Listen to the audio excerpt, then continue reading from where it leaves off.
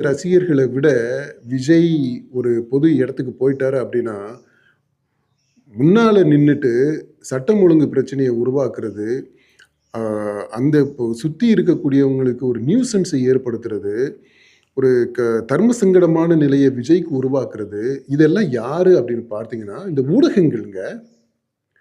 இப்போ நல்லக்கண்ணு ஐயா இறந்துட்டாரு. அவருடைய பூத உடலுக்கு மரியாதை செலுத்துறதுக்காக முதல்வர்ல இருந்து எல்லா கட்சி தலைவர்களும் போறாங்க. அந்த வரிசையில விஜயும் போறாரு.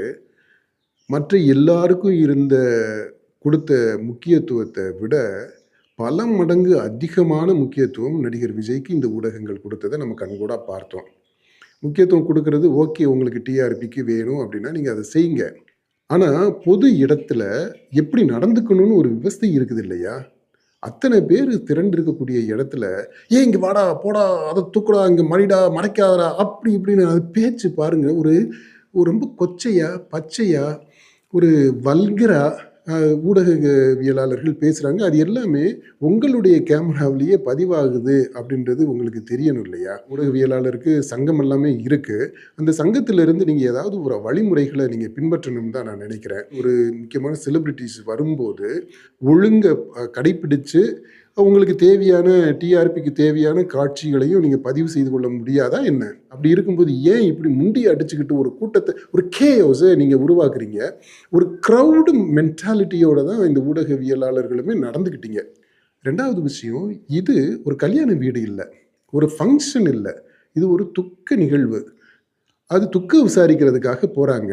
விஜயுமே அதுக்காக தான் உண்மையிலேயே மன வருத்தத்தோட தான் அவர் வர்றாரு. அவர் முகத்திலேயே அந்த கவலைய நம்ம பார்க்க முடிஞ்சது. அதோட வர்றாரு. அப்படி வரும்போது, நீங்க இவ்வளவு ஆர்ப்பாட்டமா, ஆரவாரமா அந்த ஊடகவியலாளர்கள் நீங்க கூச்சல் போட்டீங்க பார்த்தீங்களா? அதுல இது ஒரு துக்க வீடு அப்படின்ற அந்த தொனியே இல்லங்க. இது ஒரு ஒரு ஒரு ஊர் திருவிழா நடக்கிறது மாதிரி தான் நீங்க பேசிக்கிட்டது எல்லாமே இருக்கு. இது இது அதான் அந்த இங்கிதம் தெரியல. எந்த இடத்துல எப்படி நடந்துக்கணும் அப்படின்றது தெரியல.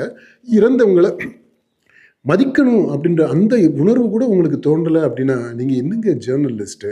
சத்யோமா சத்கமயா தமசோமா ஜோதிர்கமயா